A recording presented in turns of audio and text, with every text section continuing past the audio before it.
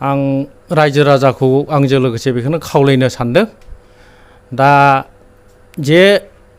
जे दानि रुलिं सरकारा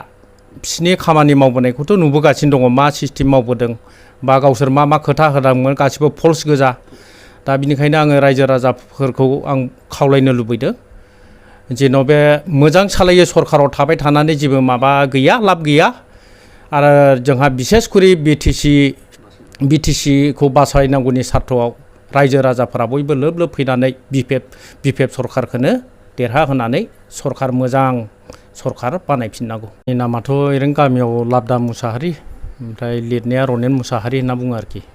आंना गामिनि नामा बल्लमजरा। बिपिएफआव जयनिं जानायनि जाहोनानो जाहैबाय आं सिगां इउपिपिएल बिनि सिगां पिसिडिआरमोन पिसिडिआरनिफ्रायनो आङो इउपिपिएलखौ मदद होबोबाय थादों आरो बे पिसिडिआर जानानैनो गोबां खामानि मावबोदों दा मावै 2020आवहाय मोनसे बिजेपिजों एलायन्स सरकार दादों बे दानायनि उनावहाय आंनो माबा ब्लकनि अर्गेनाइजिं बिबान होदों दा बे हिसाबै आं मावबोबाय थादोंमोन दा मावबोनायजों लोगोसे आंनि गाहायाव बा आंनि आखायाव गोबां मानसिफोर दंमोन दा बिसोरनोबो आं जेबो मोनसे खामानिबो मोजां मावनानै देखायनो हायाखिसै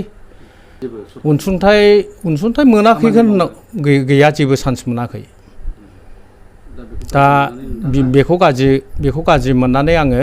माबायावहाय एपिबिआव जइन जादों ओमफ्राय जइन जानाय लोगो लोगो आंनो प्राइमारि प्रेसिडेन्ट हिसाबै आंनो बिबानखौ होदों आरो दा नुबाय आङो एपिबिआवबो खुनु माबा देरहानायनि लामाखौ नुनो मोनाखिसै दा देरहायै जिनिसाव माबाखौ भटखौ गारनानै बा लस खालामनानैथ' खुनु लाब जाया दा नुनो मोनबाय थादों बिपिएफआ बिराद माबा जानानै दङ जरदार जानानै दङ बे हिसाबै बिपिएफनि मानसिफोरजों लोगो थाफानानै माबा मोनसे मोजां खामानि मावनो हागोन नामा पाब्लिकफोरनो मोजां